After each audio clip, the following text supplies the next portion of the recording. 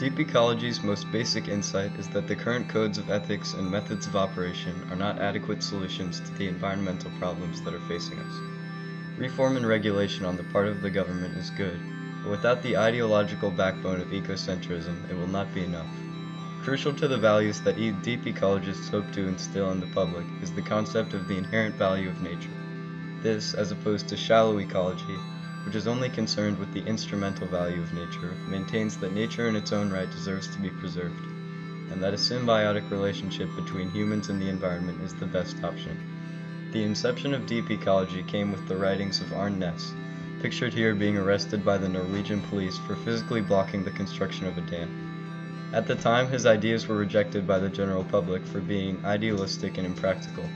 However, as the years passed, his influence grew, and the deep ecological movement has spread to virtually every corner of the world. In Canada, Greenpeace activists replicated his famous act of civil disobedience. And in March of 2019, students as far as Australia went on strike to protest a lack of civil action of climate change. This piece is simple and sweet sounding, but carries apprehension and tension as well.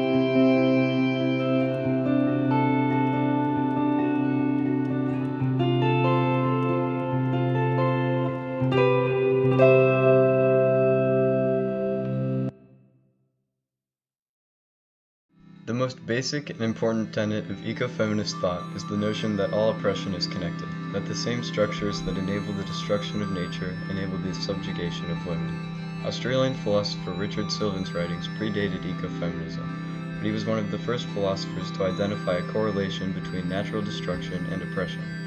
He called the belief that man is the master of nature human chauvinism, which he argued was similar to other forms of racism, with the idea that the prosperity and needs of humans were above those of nature. Soon after, feminist thinkers adopted this ideology.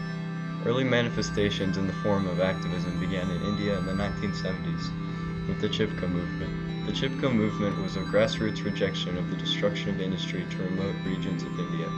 Pictured here are 4 women who have bound themselves to a tree in protest of deforestation. Throughout the years, ecofeminism continued to cultivate in India, and today one of the leading ecofeminist as well as ecocentric philosophers, Dr. Vandana Shiva, continues the movement with her writing and activism. The following composition utilizes Indian modal scales and features 12 parts to symbolize the beginnings of the movement, as well as the connectivity between the oppression of women and the destruction of the environment.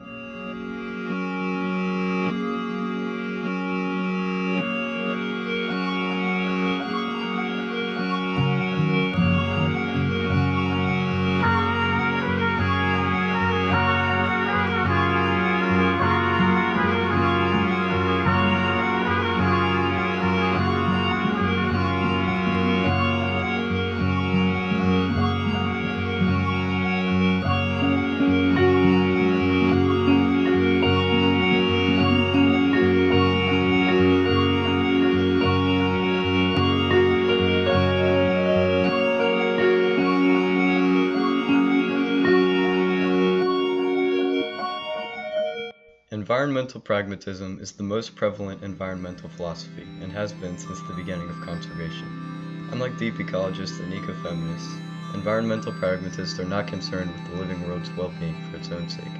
The value of the environment to them is purely instrumental. If a species is endangered, environmental pragmatists only intervene if that species serves a purpose for humanity. Many environmental pragmatists are economists, lawmakers, and leaders, such as E.F. Schumacher, pictured here. His work was based on the introduction of markets and incentives which push corporations to act in a way that benefits the environment. Nobel Prize winner Wangari Maathai founded a non-profit that helped to combat deforestation in Africa and focused heavily on tangible change for the better in individual action. Environmental pragmatists are constantly looking for opportunities to make agriculture, technology, and transportation more efficient, and successful strategies have been implemented around the world.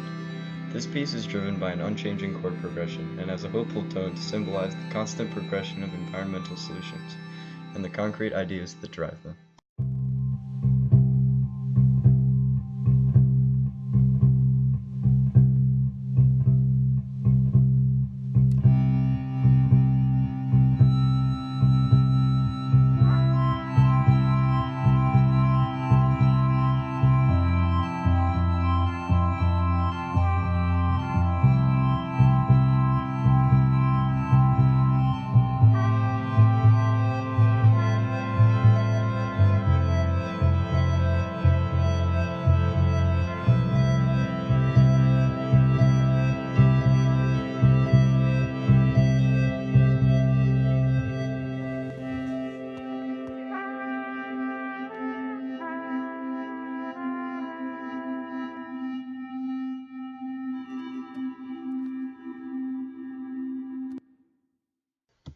Environmental humanism's central idea is that the answer to our environmental problems is not restrictions, but instead progress and development. They point out that humanity and the environment have co-evolved together throughout human history, and believe that any obstacles we meet can be overcome with ingenuity and technology.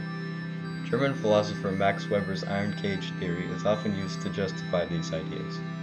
Max Weber viewed our current system of expansionist progress as unbreakable.